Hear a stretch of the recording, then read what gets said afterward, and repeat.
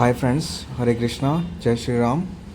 First of all read the disclaimer. सबसे पहले Nifty 50 के चार्ट को देखते हैं।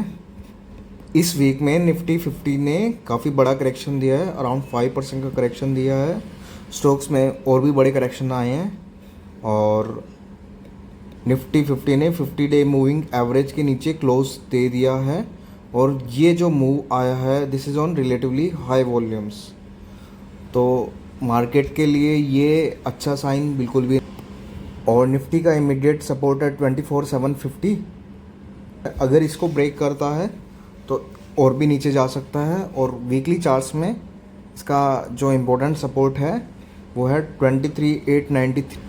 और ओवरऑल मार्केट को देखना ज़रूरी क्यों है, क्योंकि 3 में से 4 स्टॉक निफ्टी की डायरेक्शन के अकॉर्डिंग चलते हैं। मतलब अगर निफ्टी में करेक्शन है तो 3 स्टॉक्स करेक्ट कर रहे होंगे 4 में से, अराउंड 75% स्टॉक्स करेक्ट कर।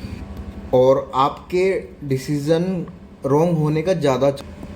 अभी हम डिफरेंट सिनेरियोज देखते हैं कि यहाँ से मार्केट कैसे वर्क कर सकती है।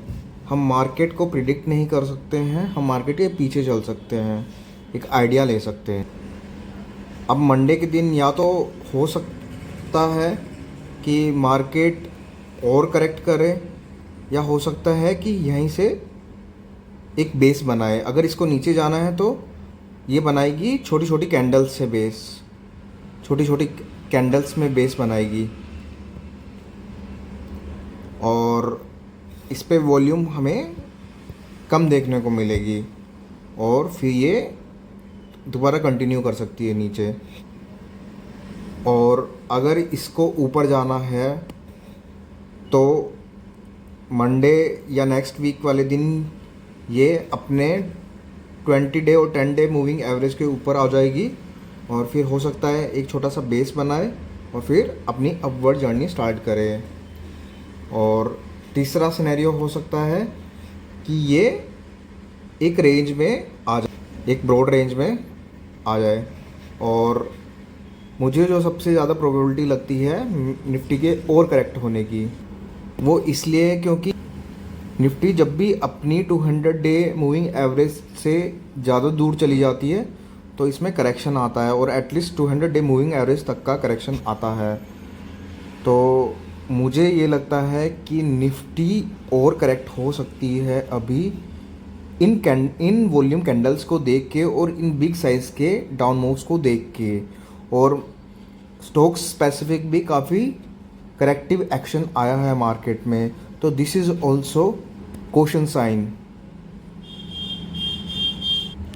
और जो स्ट्रॉन्ग सेक्टर्स हैं वो है निफ्टी आईटी, निफ्टी फार्मा और Nifty metals.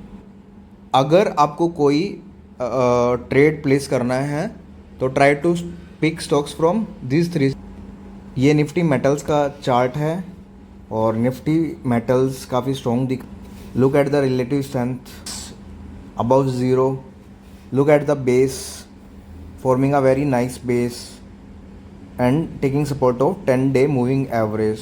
Very beautiful setup in Nifty metals. हम डिस्कस करेंगे मेरे अकाउंट के बारे में, उसमें क्या चल रहा है इस वीक। उसमें भी काफ़ी करेक्शन आया है। ये मेरी 3 होल्डिंग्स हैं जिसमें ब्रिगेड एंटरप्राइज अभी मेरे बाइंग लेवल से ऊपर है और एमक्योर फार्मा अराउंड 1% मेरे बाइंग प्राइस से नीचे चल रही है और आधार हाउसिंग फाइनेंस 8% मेरे बाइंग प्राइस से नीचे चल रही है। हम इनके चार्ट भी देखेंगे। आधार हाउसिंग फाइनेंस मेरे स्टॉप लॉस से नीचे चल रहा है और जो मेरा इनिशियल स्टॉप लॉस था 449 था और मैंने वेट किया, मार्केट में इतना करेक्शन आया था तो मुझे लगा कि मुझे एटलीस्ट 50 डे मूविंग एवरेज का वेट करना चाहिए और मैं मंडे को इस पोजीशन को एग्ज़िट कर दूंगा। जो मेरे ट्रेड्स वर्क नहीं कर रहे थे वो ऑलरेडी मुझे बता रहे थे कि market is not ready to give you profits, तो be careful, try to trade with a smaller position size with smaller SL and a smaller take. तो मार्केट आपको गाइड करता है कि आपको पोजीशन साइज़ बड़ा रखना है या छोटा रखना है। जब आपके पोजीशंस आपके स्टॉप लॉसेस हिट हो रहे होते हैं तो आपको कम पोजीशन साइज से ट्रेड करना होता है, जैसे कि मैंने यहाँ पे किया और मुझे किसी बड़ी लॉस से इसने बचाया भी। ये सबसे बड़ी लर्निंग होती है कि आप कैसे अपने आप को कंट्रोल करते हो, आप रिवेंज ट्रेडिंग नहीं करते हो और अपना पोजीशन साइज़ धीरे धीरे कम करना स्टार्ट करते हो depending on the market conditions. मैंने अपना ये अकाउंट स्टार्ट भी उस टाइम में किया जब मार्केट ओवर एक्सटेंडेड था और मुझे पता था कि करेक्शन आने वाला है और इसलिए मैंने अपना पोजीशन साइज़ हमेशा लिमिट रखा और मैं यही सिखाना चाहता था इस चीज़ से कि कैसे आप अपने लॉसेस को प्रोटेक्ट करते हो। आप अपने लॉसेस को इतना बड़ा नहीं बनने देते कि आप उसको रिकवर ना कर सको। अगर मैंने स्टार्ट में ही अपना पूरा कैपिटल लगा दिया होता, 5 लाख का 5 लाख कैपिटल मैंने लगा दिया होता तो एटलीस्ट मैं 5 to 10% की लॉस में होता। मेरे कैपिटल का इतना लॉस हो जाता है और अभी मेरे कैपिटल का बहुत छोटा सा लॉस है। जो अभी मेरे अकाउंट में लॉस चल रहा है वो चल रहा है 1810 रुपीज़ का और जो पहले का लॉस था वो अराउंड 6400 रुपीज़ का था। तो अभी इतना लॉस चल रहा है मेरे अकाउंट में जो कि मेरे टोटल अकाउंट साइज़ का 1.8% लॉस है। अब चलते हैं इन तीनों स्टॉक्स के चार्ट पर। ये आधार हाउसिंग फाइनेंस का चार्ट है और अभी भी ये निफ्टी को आउट परफॉर्म कर रहा है, बट ये बहुत जल्दी अंडर परफॉर्म करने वाला है निफ्टी को। और जो हमारे लेने का रीज़न था वो था ये कप विद हैंडल बना रहा था और हमने यहाँ पे एंट्री लिया था 474 रुपीज़ पे अराउंड 23 सितंबर को और उसके बाद इसने अच्छा अराउंड 9% का मूव भी दिया और फिर इसने करेक्ट करना स्टार्ट कर दिया। उसके बाद से ये करेक्ट ही कर रहा है और कल इसने 50 डे मूविंग एवरेज को के नीचे क्लोज दे दिया है। ये इनिशियल स्टॉप लॉस था 449 रुपीज़ का। मैंने सोचा कि मैं वेट करता हूँ एटलीस्ट 50 डे मूविंग एवरेज के नीचे क्लोज होने का। मंडे को मैं देखता हूँ कि ये दोबारा से 50 डे मूविंग एवरेज के ऊपर आ जाता है या नहीं। अगर ऊपर नहीं आता है तो मैं इसको एग्जिट कर दूंगा कल। और अभी ये जो मूव आया है, ये जो डाउन मूव है वो रिलेटिवली लो वॉल्यूम्स पे है, तो ये सिर्फ मार्केट करेक्शन की वजह से ये डाउन मूव आया है। जो हमारा नेक्स्ट ट्रेड है वो ब्रिगेड में है और ब्रिगेड एक रियल्टी सेक्टर का स्टॉक है और जब हमने 23 सितंबर को लिया था तो रियल्टी सेक्टर निफ्टी को आउट परफॉर्म कर रहा था। इस वीक में निफ्टी अगर 5% गिरा है तो रियल्टी सेक्टर अराउंड 7% गिरा है। ये निफ्टी से भी ज़्यादा वीक हो गया है। हमारी एंट्री इसमें 23 सितंबर को थी अराउंड 1342 रुपीज़ पे थी और अभी ये हमारे बाइंग प्राइस से ऊपर चल रहा है, 1370 रुपीज़ पे चल रहा है। और देखते हैं अभी हम अपने प्लान पे स्टिक रहते हैं और इसमें अगर स्टॉप लॉस हिट होगा तो हम ले लेंगे। वेट करेंगे 50 डे मूविंग एवरेज का क्लोज होने का या इस लेवल के ब्रेक होने का।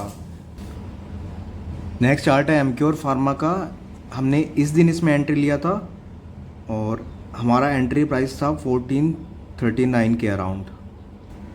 इसमें हमारा एसएल था 1375 का जो कि 21 डे मूविंग एवरेज के नीचे क्लोज का एसएल था, यहाँ का एसएल था। और अभी इसने 21 डे मूविंग एवरेज के नीचे क्लोज कर दिया और मुझे इसका स्ट्रक्चर भी अच्छा नहीं लग रहा, तो मैं मंडे को इसको एग्जिट कर दूंगा। हो सकता है मंडे को मेरे पास सिर्फ एक पोजीशन रहे ब्रिगेड में। अब मेरा नेक्स्ट प्लान क्या रहेगा? क्या मेरे ये स्टॉप लॉस हिट हो जाएंगे या मैं इन स्टॉक से एग्जिट ले लूँगा तो मैं दोबारा से कोई पोजीशन बिल्ड करूँगा?